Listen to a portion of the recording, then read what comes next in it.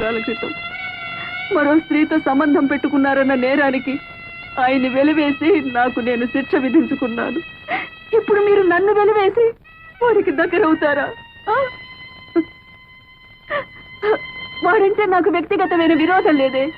కేవలం మీ నాన్నకు చుట్టమని ఆ వంశపు నీడ మీ మీద పడితే మళ్ళీ పాత కథ ఇంట్లో ప్రారంభం అవుతుందన్న భయంతో వాడిని మీకు దూరంగా ఉంచితే మీరు వాడితో చేతులు కలిపి నాకు వెన్నుపోటు పొడుస్తారంటే అయిపోయింది, అంత అయిపోయింది. ఏదైతే ఇంట్లో జరగకూడదు అనుకున్నారో అదే జరిగిపోయింది. 20 సంవత్సరాలుగా నేను భరిస్తున్న బాధ మళ్ళీ మీ వల్ల ప్రారంభమైంది. ఇక నా వల్ల కాదు, నేను తట్టుకోలేను. నేను చచ్చిపోతాను. కానీ చచ్చే ముందు మీ ఇద్దరిని చంపి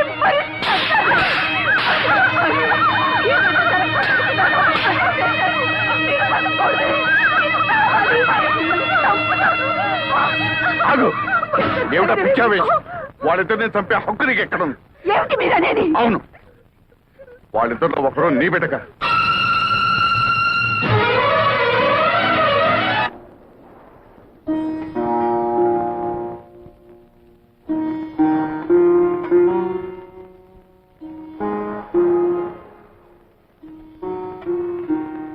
ఈడొచ్చిన పిల్లల పెళ్లిళ్ళ విషయం మాట్లాడాల్సిన సమయంలో వాళ్ళ పుట్టుక గురించి మాట్లాడటం మన దౌర్భాగ్యం. 20 ఏళ్ల తర్వాత రాత్రిపూట మీరు ఇంట్లో ఎందుకున్నారో నాకు తెలుసు. నేను భరించలేక ఆత్మహత్య చేసుకుంటానని భయపడినట్టున్నారు. నేనంత పిరికి దాన్ని కాదండి. నేనేనాడు మీ ముందు కన్నీళ్లు పెట్టుకోలేదు, మీ ఇతర విషయాలేవి పట్టించుకోలేదు. కానీ ఇవాళ ఒక తల్లిగా ప్రాధేయపడుతున్నాను. చెప్పండి, ఒకరు నా బిడ్డ కాదా? అవును, ఆ ఇద్దరిలో ఒక బిడ్డ నాగమణికి పుట్టింది. నాకు తెలియకుండా ఎలా జరిగింది?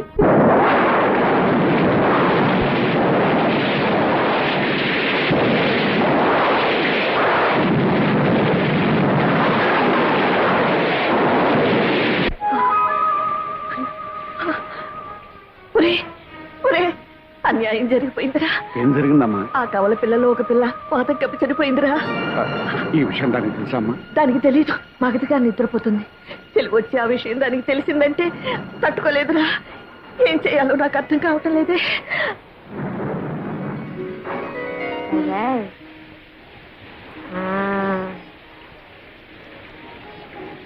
నేను వెళ్ళొస్తానమ్మా. పాప మీరు జాగ్రత్త. అమ్మా, ఆ చనిపోయిన బిడ్డలు ఎలా తీసుకురా? నన్ను రమ్మన్నాదే, నిన్ను రమ్మన్నాదే, ఇద్దరిని రమ్మని నిద్దరో ఎందిరో మావా నాగులు దండలు బాబు. ఎదుటి బాబు వాళ్ళు వస్తున్నారు. ఈ బిడ్డ బాబా నాదా, కానీ పెంచుకునే ప్రాప్తం లేదు, చనిపోయింది.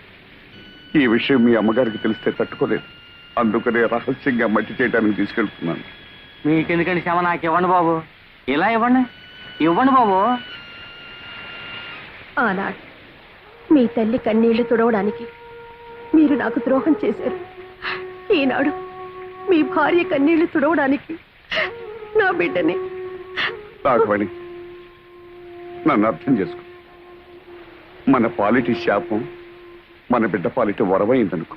వరం ఏమిటండి మీరిచ్చిన వరం? తల్లి నుంచి బిడ్డను వేరు చేయడమా? కన్న తండ్రి కన్న బిడ్డకి కన్న తల్లి ఎవరో తెలియకుండా పెంచడమా? నాగమణి, నీకెలాగూ సంఘంలో స్థానం కల్పించలేకపోయాను. కనీసం మన బిడ్డకైనా కల్పించి చేసిన తప్పును దిద్దుకొని. నా బిడ్డ ఎంతటి స్థానంలో ఉన్నా కూడా నాకు అమ్మ అని పిలిపించుకునే రాత ఇక ఉండదు కదండి. ఎందుకు నాగమణి బాధపడతా? నేనేమైనా పరాయి ఊరు తీసుకెళ్తున్నానా? నీ కళ్ళ ముందే పెరుగుతుంది.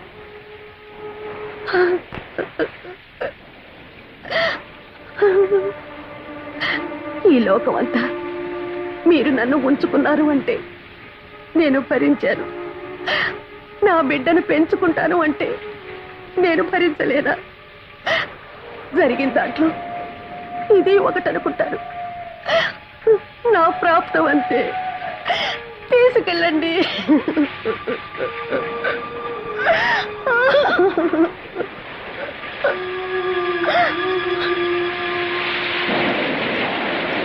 నన్ను రమ్మన్నది ఇద్దరిని.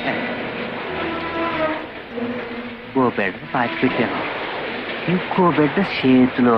అంటే నాగమ అయ్యగారండి. అదేడు బాబు అలా జరుచుకున్నారు? నేనేం దియ్యాను కాదు బాబు, గొండప్పనే.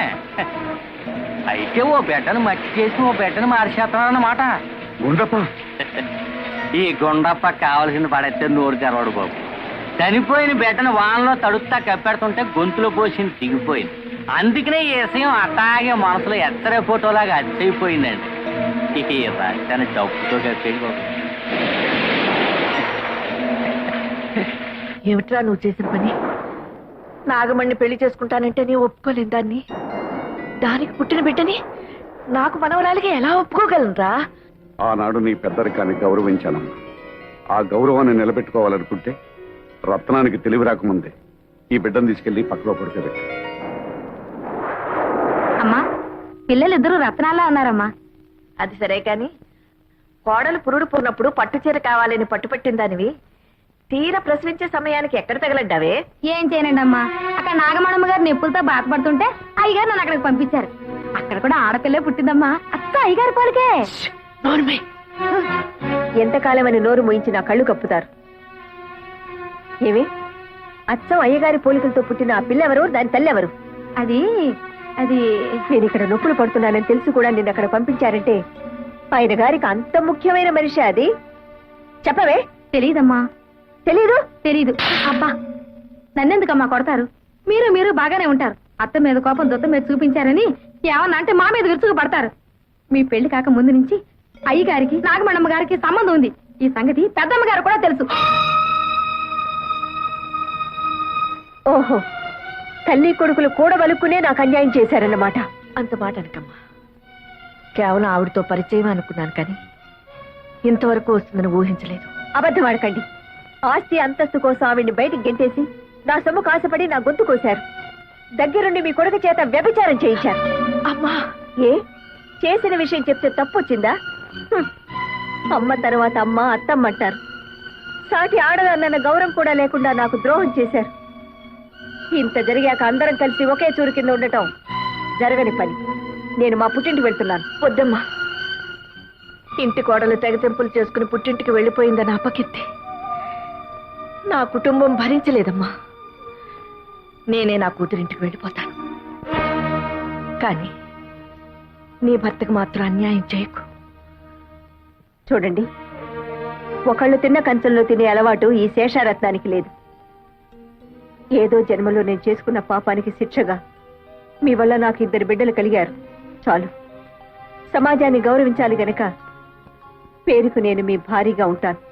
అంతేగాని ఇక నుంచి మన ఇద్దరి మధ్య ఎలాంటి సంబంధం ఉండటానికి వీల్లేదు, ఉండదు. అది కాదు రత్నం.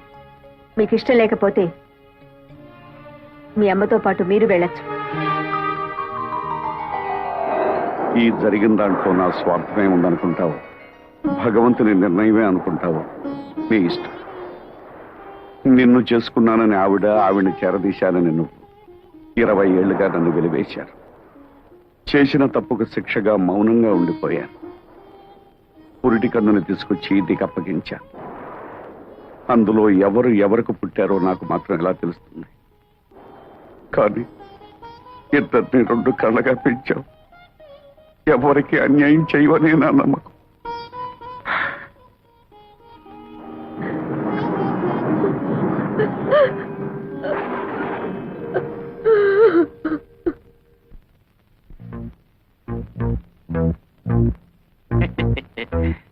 ఆహా, మాట మీద నిలబడే మనుషులంటే నాకు చాలా గౌరవం అండి. ఏదంటే డబ్బు సెంచి ఏదండి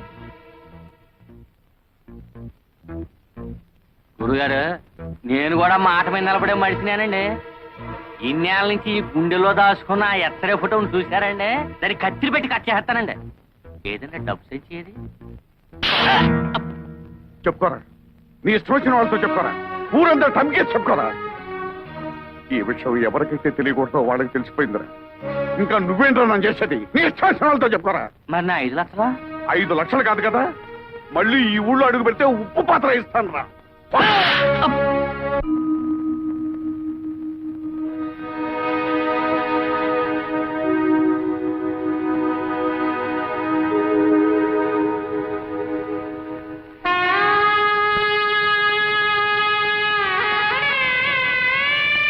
నువ్వు ఇంకా బాధపడాల్సిన అవసరం లేదు. నేను ఒక నిర్ణయం తీసుకున్నాను.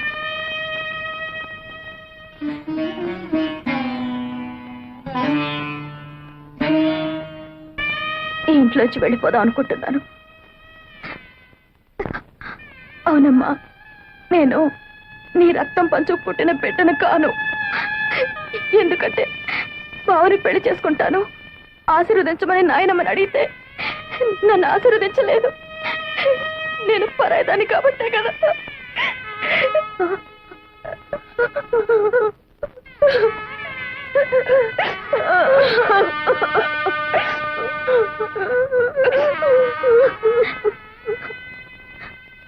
ఇన్నాళ్ళు నన్ను కన్న తల్లిలాగా పెంచినందుకు నీ రుణం ఎలా తీర్చుకోవాలో నాకు తెలియడం లేదప్పా.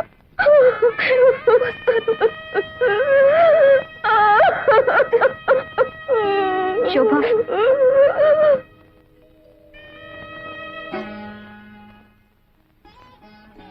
ఏమిటా నిర్ణయం? నాయనమ్మ నిన్ను ఆశీర్వదించకపోవడానికి కారణం బావ గురించి నీకన్నా ముందు నేను చెప్పాను. అందుకే అమ్మకు జరిగిన అన్యాయమే మనకు కూడా జరగకూడదన్న అయోమయంలో నిన్ను ఆశీర్వదించలేదమ్మా. అంత మాత్రం చేత నువ్వు కూతురు కాదనుకుంటే నేను కాకపోయి ఉండొచ్చుగా.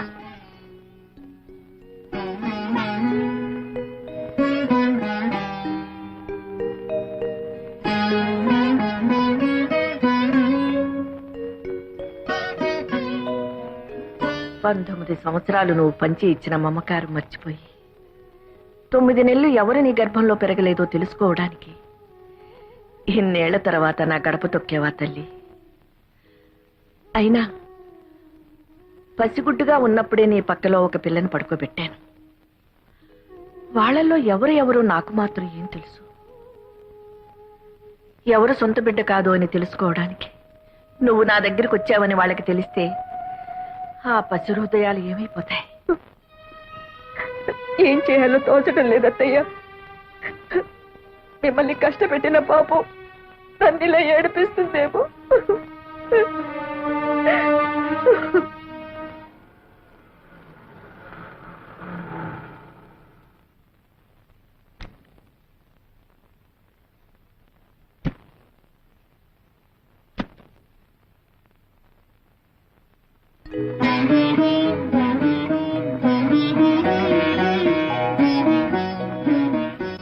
లోపలికి రావచ్చా? రాకూడదు. వస్తానంటే వద్దనడం సంస్కారం కాదు. ఇది సంస్కారాలు ఇల్లు కాదులేమ్మా. సరే, వచ్చిన పని చెప్తాం. మేం జానకి రామయ్య గారి పిల్లలం. మా ఇద్దరికి తండ్రి ఒకరే, తల్లులే వేరు. ఇందులో మీరు మాలో ఎవరికి తల్లి?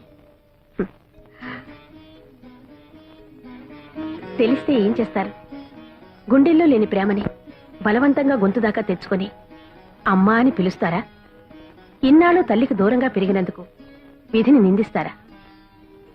ఒకటి మాత్రం నిజం, ఎవరికైనా తల్లి అనేది సత్యం, తండ్రి అనేది నమ్మకం. మీ విషయంలో తల్లి అనేది కూడా నమ్మకం అవడం దురదృష్టం. మాకు కావాల్సింది నిజం. ఆ నిజం నాకు తెలియదు, తెలిసినా చెప్పను. ఎందుకంటే అమ్మ అనే పదానికి అనంతమైన అర్థాలున్నాయి. ఆకలేసినప్పుడు పాలు పట్టేది అమ్మ, ఏడుపు వచ్చినప్పుడు కన్నీరు తుడిచేది అమ్మ, భయం వేసినప్పుడు ధైర్యం చెప్పేది, జబ్బు చేసినప్పుడు విలువెల్లాడిపోయేది అమ్మ. నేను మీలో ఒకరికి రక్తం పంచానేమో, కానీ ఆ తల్లి జీవితాన్ని పంచింది. కేవలం 9 నెలలు కడుపులో మోసిన నేరానికి 19 ఏళ్లు పెంచిన తల్లిని గుండెల మీద తన్ని రావడం మాతృద్రోహం. వెళ్ళండమ్మా, ఆ మహాతల్లి మీ తల్లి. వెళ్ళండి. నాకు అదృష్టం లేదు.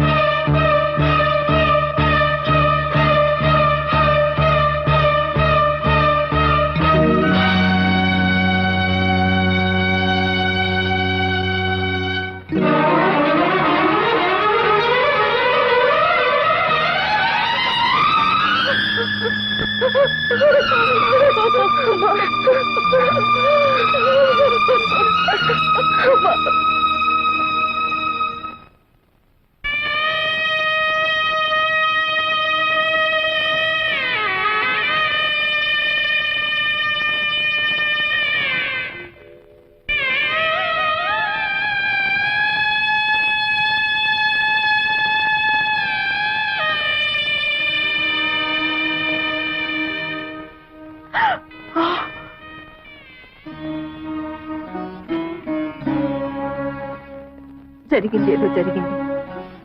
20 ఏళ్లుగా మిమ్మల్ని క్షోభ పెట్టి నేను నరకాన్ని అనుభవించాను. ఇప్పుడు అదంతా తవ్వుకుని ప్రయోజనం లేదు. నా బ్రతుకులోని దురదృష్టం నా కూతుళ్ళ బ్రతుకులో కూడా జరగకూడదనే నా కోరిక. ఈ సమస్య ఎవరి వల్ల ఎలా వచ్చినా నాకు కావలసింది పరిష్కారం. చెప్పండి, ఏం చేయమంటారు? పిచ్చిదాన్ని, నాకు చెప్పే అర్హత స్వతంత్రమే ఉంటే 20 ఏళ్లుగా నీ ముందు మోగవాడిగా ఉండవలసిన అవసరమే ఉండేది కాదు.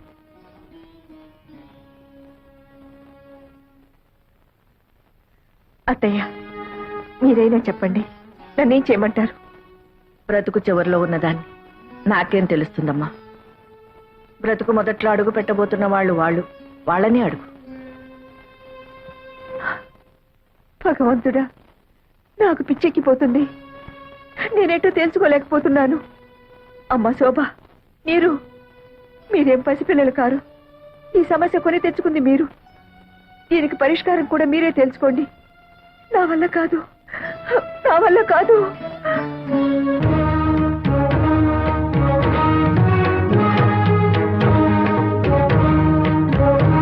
ఏంటి బావ ఆలోచిస్తున్నా? ఇందులో సమస్య ఉంది. తప్పు చేసింది మేము, ఫలితం కూడా మేమే అనుభవిస్తాం. నీకు శోభ అంటే ఇష్టం అనుకో, చేసుకో.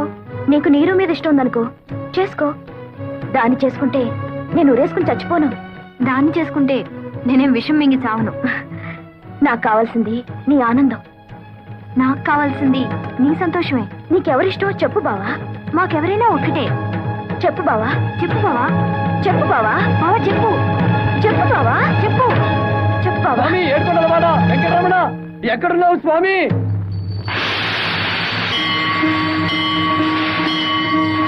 నాకు దారి చూపించు స్వామి. రానాయన, నీకోసమే ఎదురు చూస్తున్నాను. నా కోసం ఎదురు చూస్తున్నావా? అవును నాయన, నీకోసమే.